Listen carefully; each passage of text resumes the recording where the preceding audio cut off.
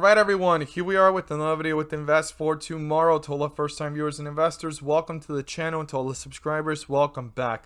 All I ask for in return is for you to smash that like button to let me know you watch this video, and to stay tuned on in towards the second half of this video, guys. Right after this chart analysis, I have a ticker symbol to share with you guys, as well as the opportunities I mentioned over at the Discord and shared it with the members. And if that's something you want to become part of and you're interested in knowing what stocks I watch daily, you're more than welcome to join us. The link is down below in the description, and by joining you'll become part of a growing community of investors, all looking to learn and grow together to maximize profits and minimize losses. So here we are with ticker symbol WISH, WISH ContextLogic Inc. Now ContextLogic Inc has actually been holding itself up.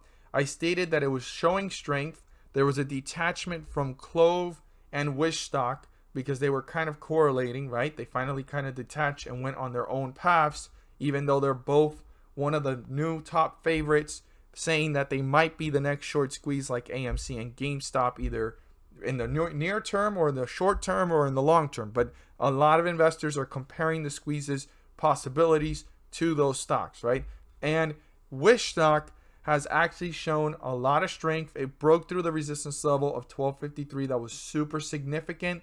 And here it is pulling further away from the 50-day moving average.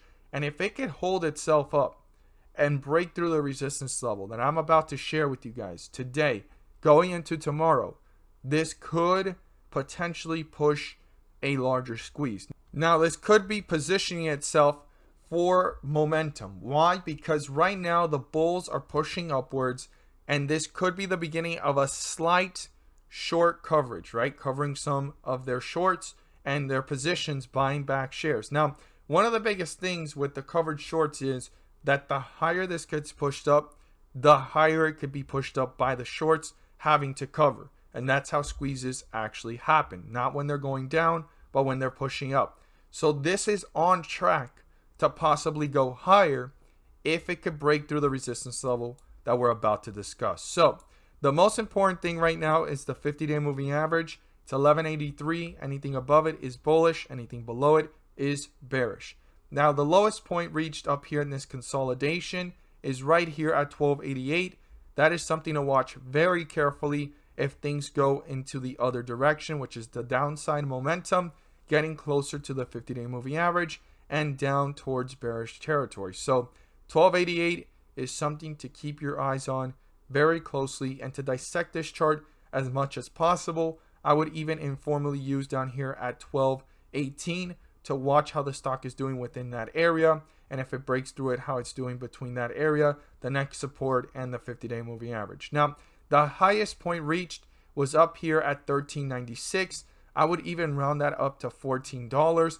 That needs to be broken through by the bulls to reach newer highs, new resistance levels, and continue this upward momentum, and possibly make more shorts have to cover and become bulls, pushing up the stock to newer highs, new resistance levels, and further away from the 50-day moving average, continuing this rally, guys. This is big, this is huge, and if it breaks through $14, the next point of reference I would watch, which is informal as well, is up here at 1432, and then the continuation of resistance levels beyond that, which we would have to see how it plays out going tomorrow. So I look forward to seeing your guys' thoughts down below on this one. Do you think the short squeeze has started? Do you think this is going to go higher? And if you own WISH stock, I would love to see your rockets down below in the comments and your feedback. If you learned something new, don't forget to subscribe. Click on the bell so you don't miss a single video that I post. Share this with a friend so they can receive the insight as well. And all I ask for is 3 to 5 more minutes of your time. I'm going to share with you guys a ticker symbol you won't want to miss, as well as the opportunities I found this morning over at the Discord and shared with the members. If that's something you want to become part of and you want to know what stocks I watch daily, you're more than welcome to join us. The link is down below in the description to the Discord. Stay tuned.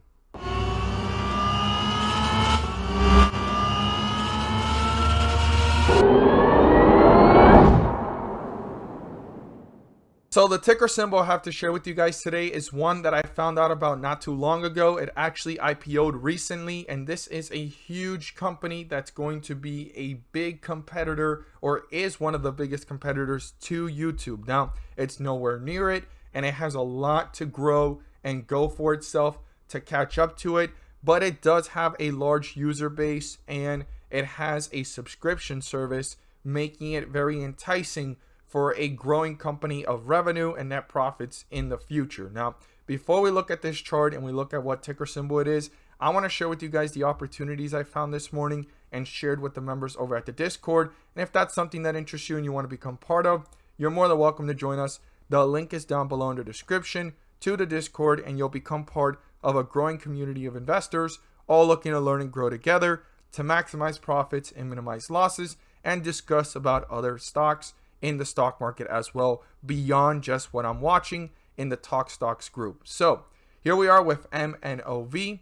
This was one of the first ones I was watching at 512. This pulled back and gave small jumps of 3 to 5%, but it was pretty stagnant for the rest of the day, our worst performer of the list, but it did give small jumps of 3 to 5%.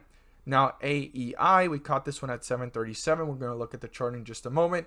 And EARS, we caught this one at 380. Now, I want you guys to be aware that these stocks moved pretty fast, and this is why timing and execution is everything, and it happens within minutes sometimes, and sometimes it takes hours. That's why you can't have that instant gratification, but you also can't be slow to move. And sometimes later in the day, there's even better opportunities or just as good if you're patient, right?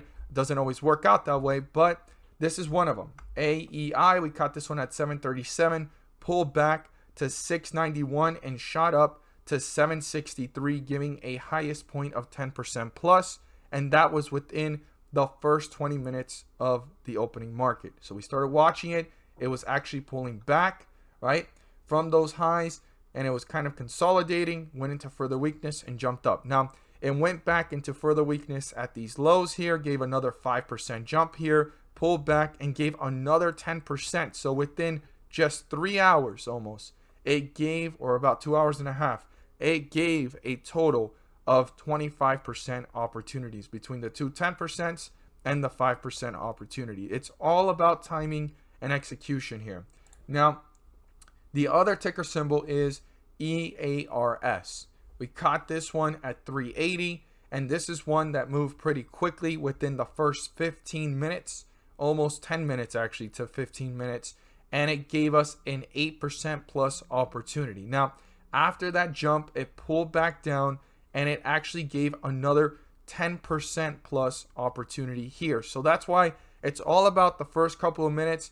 The further into the day, the higher the risk, because it's not guaranteed to have this type of move. And you could see the rest of the day, it just started to stagnate and sit sideways, right? So it's all about catching this with execution and timing, but the opportunities are there and we look for them daily. 5 to 10% is a regular day, 10 to 20% is a great day, and 20% plus is a home run. If that's something that interests you and you want to know what stocks I watch daily, you're more than welcome to join us.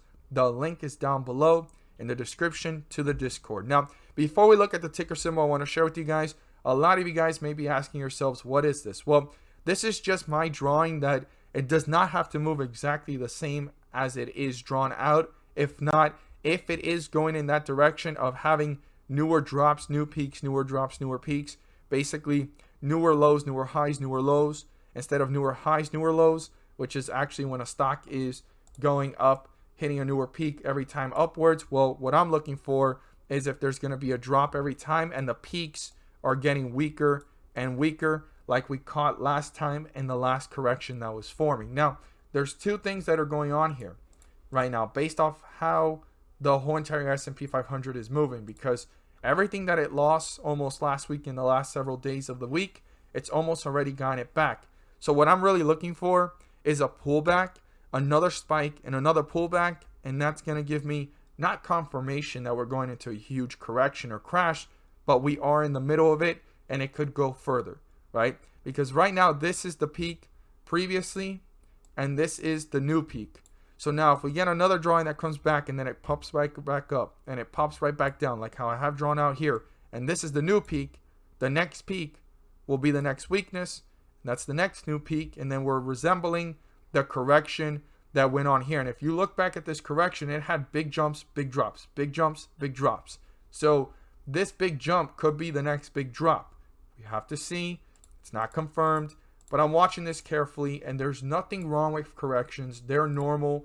They hurt portfolios in the short term, but they are buying opportunities for the stocks you really liked or you were watching, or even to keep your average cost down on your high conviction stocks. This is where opportunities are formed, right? Every bull run is in every setback, right? Every pullback, right? A lot of people call them setbacks. I don't like to look at them like that. They're pullbacks that are setups for the next bull run. So that's the setup. Every time a stock goes back, the stock market or anything in general, those are opportunities. Because on Friday, as this was pulling back, yes, there was uncertainty and doubt of could this go back up or would it continue? If it continued, the more you double down, at some point there would be some spike like this, like it happened, which it didn't even have to take several days. It just went from Thursday, Friday, last Wednesday, and then all of a sudden Monday already jumped back up. Now the question is, will it pull back down? But that jump back up, a lot of investors are swing trading and making big bucks of anywhere from 3 to 5% on small jumps, 5 to 10% on some bigger ones, and home runs are 10, 20, 30% jumps off of that swing trade of that pullback. Now, it is risky, but it is something to be aware of. So what's the stock you want to add to your watch list that's a competitor to YouTube?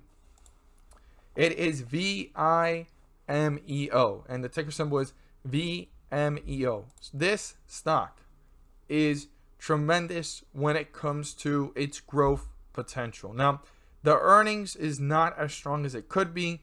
It's still small, has so much room to grow that it makes it enticing to be aware of and watch carefully. Now, the lowest point that it reached after IPOing at the beginning of June was $38. So that's really what I'm looking for. The stock right now is kind of sideways, and it seems to be consolidating within this channel, but I would like to see this go even into further weakness, getting closer to $40, and if it gets closer to 38 and breaks through it, making the opportunity even larger.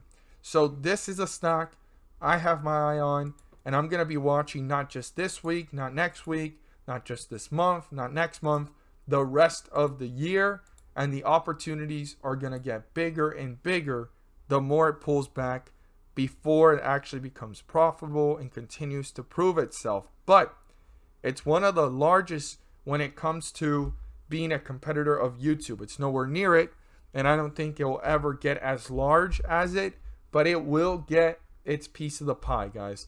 If you do your research and look up competitors or platforms similar to YouTube, this is one of the top ones on the list usually, and I'm still doing more research on the company and everything about them.